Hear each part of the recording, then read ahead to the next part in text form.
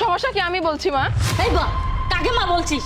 আগুন মুনমুন মানে মুনমুন চৌধুরী, তার একমাত্র মেয়ে আমি পায়েল চৌধুরী, যার সাথে আপনার ছেলের বিয়ে ঠিক হয়েছিল। আপনি তার মেয়েকে দেখতে পাননি, কিন্তু এখন দেখে নিন।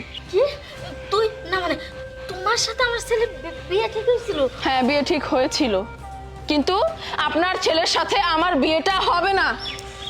মা, তুমি না খুব বড় গলায় বলেছিলে নুরেজা চৌধুরীর ছেলে মাশাআল্লাহ লাখে একটা, এমন ছেলে দেখাই যায় না।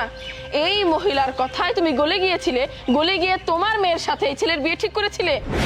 ভাগ্য ভালো আমি এই বাড়িতে পরীক্ষা করার জন্য এসেছিলাম, নাহলে তো এদের আসল রূপ আমি ধরতেই পারতাম না।